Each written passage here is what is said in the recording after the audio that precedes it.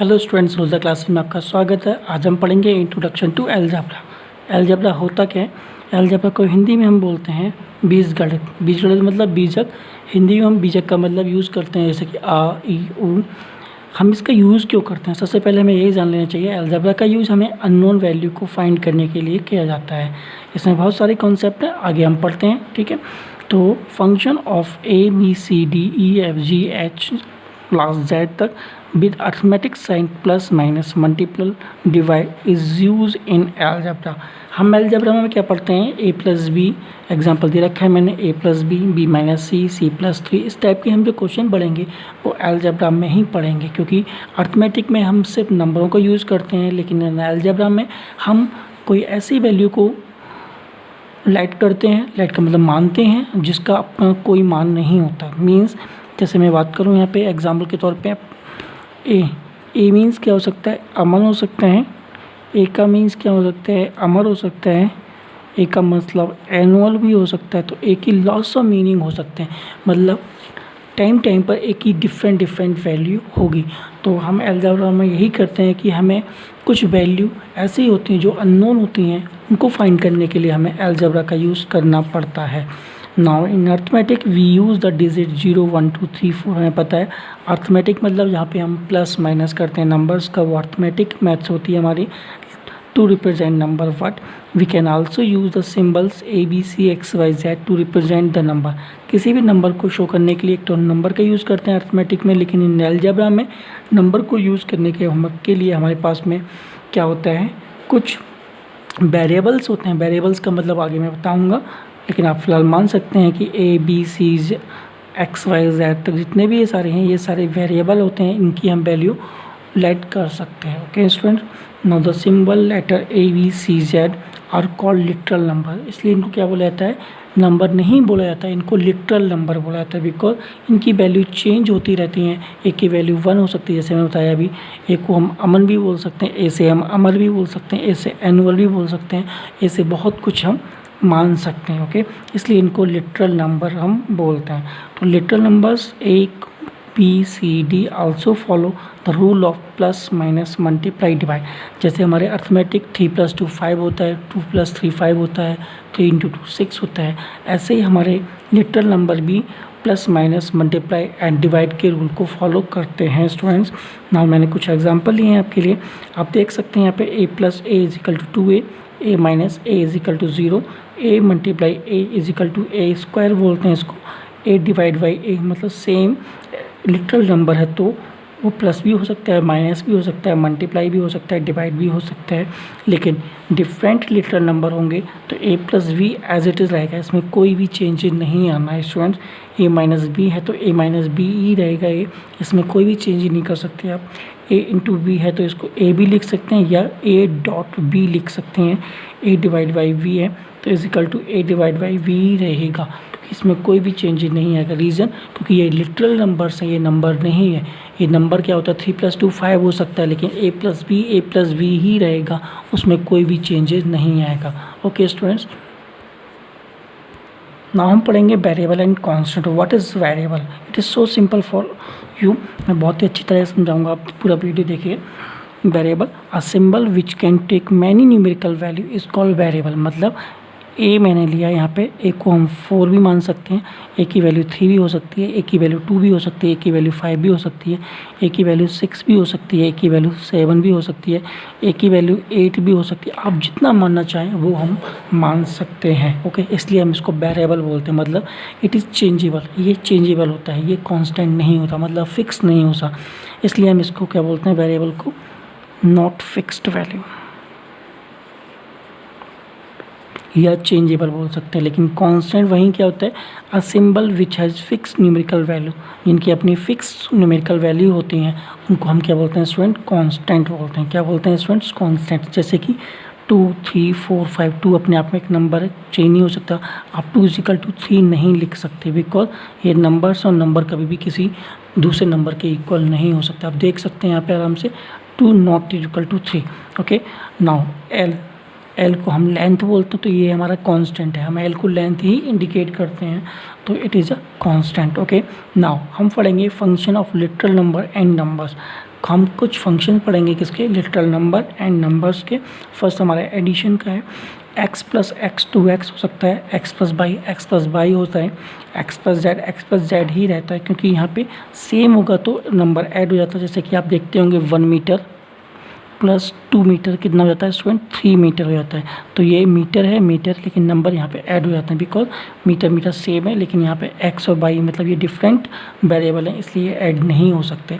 Now हम subtraction के पढ़ेंगे, a माइनस से 0 हो जाएगा, बट a माइनस बी ही रहेगा, a minus 2 is equal to a minus 2 ही रहेगा, इसमें कोई भी चेंज नहीं कर सकते। मल्टीप्लाई में देखेंगे स्टूडेंट्स आप, a मल्टीप्लाई a का स्क्वायर बोल सकते हैं, a मल्टीप्लाई b या a डॉट वी या ए वी लिख सकते हैं हम, इसमें और कोई चेंज नहीं आएगा।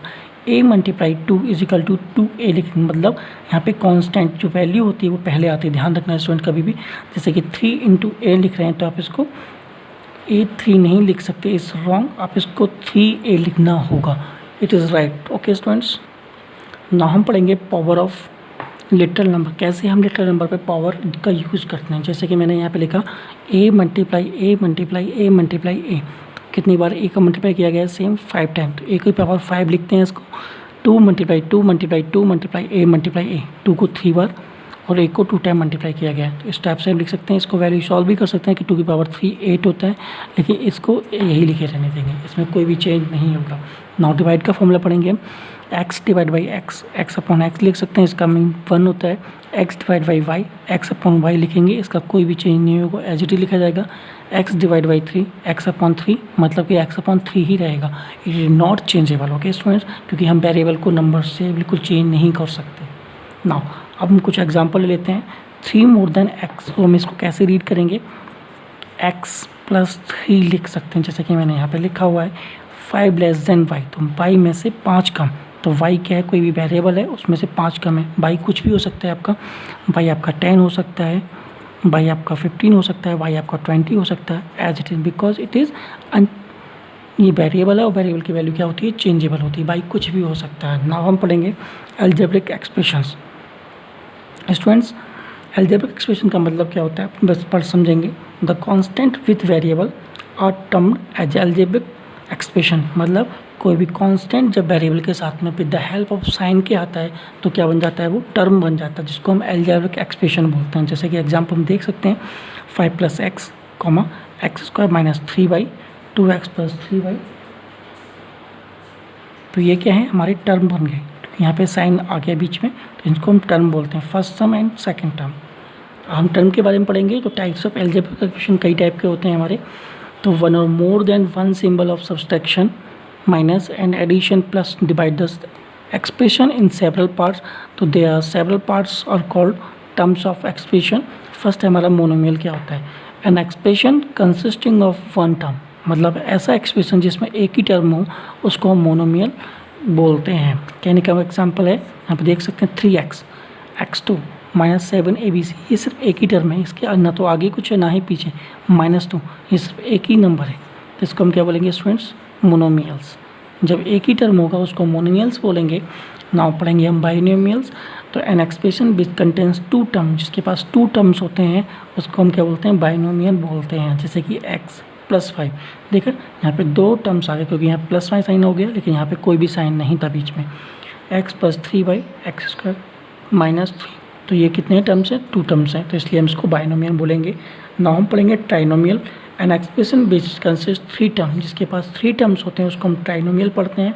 Example a plus b plus 2, a square b plus b plus 2 हो सकता है, a q plus b q plus c q हो सकता है, a प्लस बी प्लस 3 हो सकता है। आप कितने भी एग्जांपल लिख सकते हैं जिनके पास सिर्फ 3 टर्म होंगे उनको हम ट्राइनोमियल बोलेंगे। नाउ स्टूडेंट्स पढ़ेंगे पॉलिनोमियल, तो द एक्सप्रेशन कंसिस्टिंग 2 और मोर देन 2 टर्म्स, जिसके पास 2 से ज़्यादा टर्म होंगे उनको हम पॉलिनोमियल बोल सकते हैं। मतलब ट्राइनोमियल और बाइनोमियल को भी हम पॉलिनोमियल बोल सकते हैं, और उनसे ज़्यादा होते हैं उनको हम पॉलिनोमियल बोलेंगे। जिसके पास 4 टर्म है, 5 टर्म है, 6 टर्म है, उन सबको हम पॉलिनोमियल भी बोल सकते हैं। ओके स्टूडेंट्स, नाउ हम पढ़ेंगे coefficient and factor in algebra. तो कोफिशिएंट फैक्टर क्या होते हैं, तो सबसे पहले पढ़ेंगे हम लिटरल फैक्टर्स क्या होता है। व्हेन 2 और 2 numbers and literals are multiplied, मतलब जब नंबर और लिटरल्स नंबर मल्टीप्लाई किए जाते हैं then each of one of them is called factor of factor. कहने का मतलब वो दोनों एक दूसरे के फैक्टर बन जाते हैं। एग्जाम्पल आप देख सकते हैं 5x2y, तो 5 इज़ न्यूमरल फैक्टर, 5 क्या है न्यूमरल फैक्टर है, and x2 and y is literal factor कहलाएगा। क्या कहलाएगा स्टूडेंट? लिटरल फैक्टर, क्योंकि ये x y z जितने भी होते हैं वो सारे लिटरल नंबर आते हैं, इसलिए उनको हम लिटरल फैक्टर बोलते हैं, क्योंकि ये तीनों नंबर कंबाइन है। इसलिए 5x2y 5 जो है नंबर फैक्टर कहलाएगा, वो x2y जो है लिटरल फैक्टर कहलाएगा। 3xy में तो न्यूमरल फैक्टर क्या होगा यहाँ पे 3, और लिटरल फैक्टर क्या होंगे x, y। यहाँ पर सब कुछ जितने भी लिटरल नंबर होते हैं वो सारे कॉमा में लिख दिए जाते हैं। नाउ हम पढ़ेंगे कोफिशिएंट क्या होता है। In the product of literals and numbers, जब भी लिटरल और नंबर को मल्टीप्लाई करते हैं, any of the factor is called coefficient of the product of the other factor. कहने का मतलब है, आप एग्जाम्पल देख सकते हैं 12xy, तो द कोफिशिएंट ऑफ x, जब हम कोफिशिएंट ऑफ x के बारे में बात कर रहे हैं तो यहाँ पे x को लीव करके जो भी बचता है वो क्या कहलाएगा? कोफिशिएंट कहलाएगा। x इज 12y है, एंड कोफिशिएंट ऑफ y, हम y के बारे में बात कर रहे हैं तो y को लीव कर दीजिए तो क्या बचा आपका 12x बचा, तो ये हमारे कोफिशिएंट कहलाएंगे स्टूडेंट। एग्जाम्पल के तौर आप देख सकते हैं 4xy में कोफिशिएंट ऑफ x, तो x को लीव कर दीजिए आप, क्या बचा 4 एंड y, तो 4y क्या हो गया? कोफिशिएंट हो गया। ओके स्टूडेंट, आई थिंक समझ में आ गया होगा आपको। तो कोफिशिएंट एंड फैक्टर। नाउ हम पढ़ेंगे like term and unlike term. तो लाइक टर्म क्या होता है? ऐसे टर्म्स जिनके पास में इक्वल फैक्टर होते हैं उसको हम लाइक टर्म्स बोलते हैं। Example 3x, 4y, 3z, 13x। देख सकते हैं यहाँ पे एक नंबर है और एक फैक्टर है, तो ये दो फैक्टर्स हैं, लेकिन सभी के पास दो फैक्टर हैं, इसलिए हम इसको लाइक फैक्टर बोलेंगे। ना यहाँ पे देखिए 3 हो गए, तो इसलिए जितने भी ये नंबर सही लाइक में, ये अनलाइक में पहुँच गया, तो इसलिए लाइक टर्म्स फैक्टर इक्वल होते हैं। ना अनलाइक टर्म्स क्या कहलाते हैं? x2y, 3x, 4y, 2x, 2z। यहाँ पे 4 फैक्टर हो गए, लेकिन यहाँ पे सिर्फ 2 फैक्टर हैं, इसलिए हम क्या बोलेंगे? इनको अनलाइक टर्म्स बोलते हैं या अनलाइक फैक्टर बोलते हैं। ओके स्टूडेंट्स, नाउ हम पढ़ेंगे लीनियर इक्वेशन। तो लीनियर इक्वेशन क्या होती है? तो सबसे पहले पढ़ेंगे हम स्टेटमेंट। तो 3 + 5 = 8 स्टेटमेंट कहलाएगी। डज नॉट कंसिडर वेरी, इसे कोई भी स्टेटमेंट में कोई भी हमारा क्या होगा? वेरिएबल नहीं होगा, लेकिन जैसे ही किसी भी स्टेटमेंट में वेरिएबल की एंट्री हो जाती है तो इक्वेशन बन जाता है। 3 + x = 4, it is called equation. Now condition क्या होती है? we can say that a statement of equality contain one or more variable, it has LHS and RHS। मतलब किसी भी इक्वेशन में LHS और RHS होना चाहिए, साथ ही साथ उसमें वेरिएबल और कांस्टेंट दोनों होना चाहिए। ओके स्टूडेंट्स, x + 3 = 5 + x, तो ये LHS पार्ट हो गया, ये RHS पार्ट हो गया। दोनों ही इक्वल पार्ट है हमारे, और दोनों के पास में वेरिएबल भी है, कांस्टेंट भी है, so it is called equation. Now an equation in which the highest power of variable is 1, मतलब किसी भी इक्वेशन की पावर जो होगी 1 होगी, उसको हम क्या बोलेंगे? लीनियर इक्वेशन बोलेंगे। जैसे देख सकते हैं यहाँ पे x की पावर कुछ नहीं होता यहाँ पर, तो 1 होता है। x + 5 = 6, तो यहाँ पे भी पावर कितना है? 1। तो ये क्या हो गए? सारे लीनियर इक्वेशन हो गए। यहीं तक पढ़ेंगे हम। Thank you. इसमें कुछ हम सॉल्यूशन पढ़ेंगे। तो यहाँ पे मैं क्या करना है? Find the x value. कैसे फाइंड करते हैं? जो भी LHS में नंबर होता है उसको हमें RHS में पहुंचाना होता है। तो देख सकते हैं यहाँ पे मैंने यहाँ पे 2 चीज़ लिखी। ये नंबर जो होगा प्लस में है, तो जब RHS में जाएगा तो साइन क्या हो जाएगा? माइनस का हो जाएगा। तो आपने लिख लिया x को x से लिख लिया, +3 कहाँ हो गया? माइनस में 3 पहुँच गए, तो x की वैल्यू कितनी हो जाएगी? 4 - 3 1। तो ये x की वैल्यू कितनी आ गई स्टूडेंट्स? 1 आ गई। नाउ क्वेश्चन सेकंड देखिए यहाँ पे 3 + y = 6। तो हमारा LHS में क्या रहना चाहिए? सिर्फ वेरिएबल पार्ट रहना चाहिए, तो मैंने प्लस का y यहाँ लिख लिया, =6 जो पहले से लिखा हुआ है उसको उधर ही लिख लिया मैंने। अब यहाँ से क्या आउट किया जाएगा? हमारा 3 इधर से शिफ्ट होगा, तो ये कोई भी साइन नहीं है, तो प्लस का 3 होता है। जब ये RHS में जाएगा तो क्या होगा? साइन चेंज हो जाएगा, तो 3 आ जाएगा यहाँ पर। ओके स्टूडेंट्स, ना आप देखेंगे 6 - 3 जो होगा 3 बचेगा, तो जो y की वैल्यू होगी वो 3 फाउंड हो जाएगी। Thank you for watching my videos.